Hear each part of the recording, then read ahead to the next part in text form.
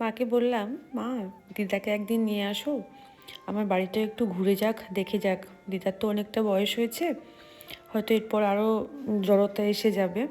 তো মাকে বলেছিলাম, তো সেই মতন মা নিয়ে এসেছিলো। তো আমাদের তো এই সুন্দর একটি জায়গা গঙ্গা, মন জাস্ট অসাধারণ শান্তির জায়গা। আমার ভয়েস শুনেই বুঝতে পারছেন। তো সেই মতন দিদাকে টোটো করেছিলাম, সবাই তো গাড়িতে ধরবে না স্বাভাবিক। তো দিদাকে টোটোতে দিদাকে মাকে দিয়ে দিয়েছিলাম। আর আমাদের বাবুর ক্লাস ছিল, ওখানে বেহালার ক্লাস ছিল, তখন ও বিকালে ক্লাস যেত। তো এখানে নিয়ে এসে আমরা একটু সময় কাটাচ্ছিলাম নিজেদের মতন। দিশানের এখানে রাগ হয়েছিল, কি কারণটা এখন মনে নেই আমার, বাট একটা রাগ হয়েছিল।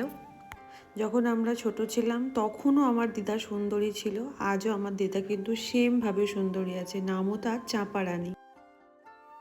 আসলে যে মায়েদের প্রতিদিন ছেলেকে নিয়ে বেরোতে হয় সংসারের সমস্ত কাজ করে, তখন তার আর ড্রেস পোশাক সাজগোজাজ কিছুই মাইন্ড রাখে না, যে আমি বাইরে বেরোচ্ছি একটু সুন্দর করে সাজি। এরকমই মা হচ্ছে আমি একটা, মানে পুরো ল্যাদ খেয়ে গেছি ছেলেকে নিয়ে যেতে নিয়ে আসতে। তো এই তোমার হলো দিদা আর আমার মা, ওরা তো অতটা জানে না, তাই স্ট্যাচু হয়ে আছে।